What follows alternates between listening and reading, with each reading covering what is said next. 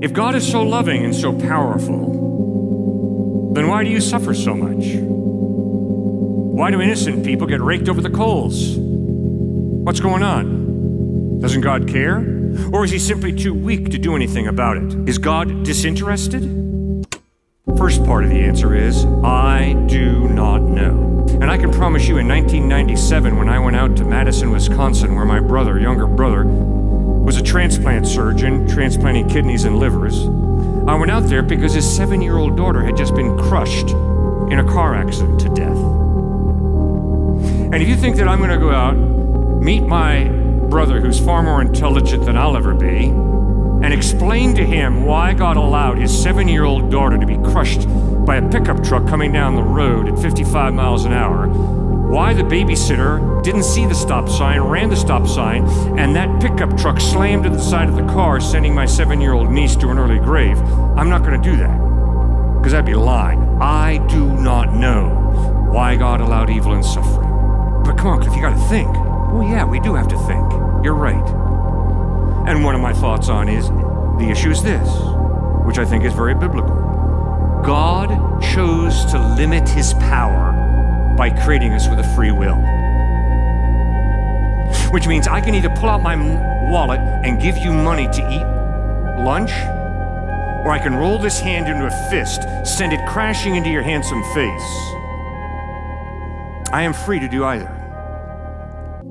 And what the Bible teaches is in Genesis chapter 1, God created us in his image, which means we are not robots, we're not machines. And I like to walk, so if I stumble and fall off of this stage, I'm not going to pick myself up at the bottom and say, phew, I'm glad that's over with. That's determinism. That's fatalism. God creates us in his image, which means we're not robots, we're not machines, we're human beings created with a soul, a personality, but it also means we got a free will. And if we want to abuse our free will, we can go right ahead and do it.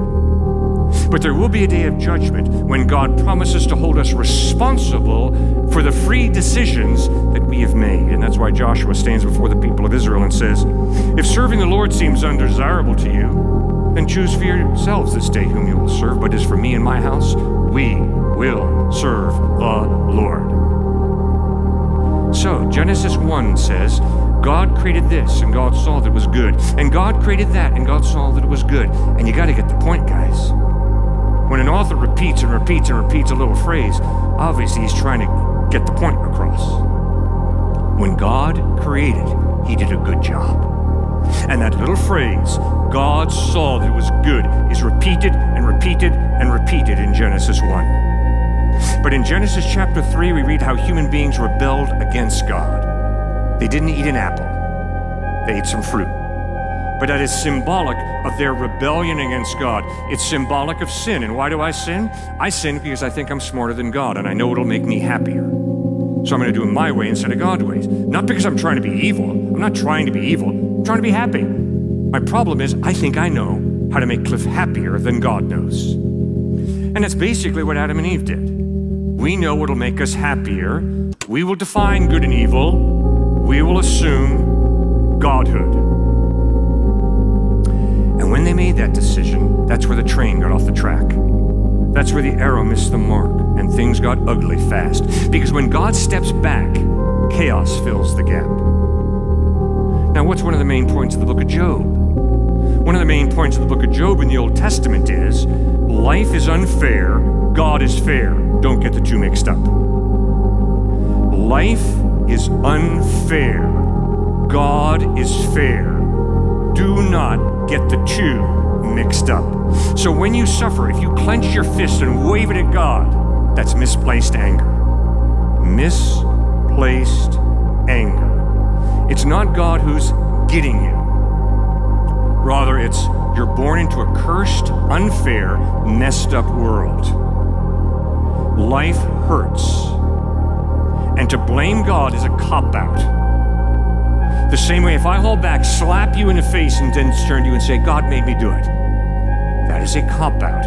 I'm lying through my teeth to you. He gave me a free will.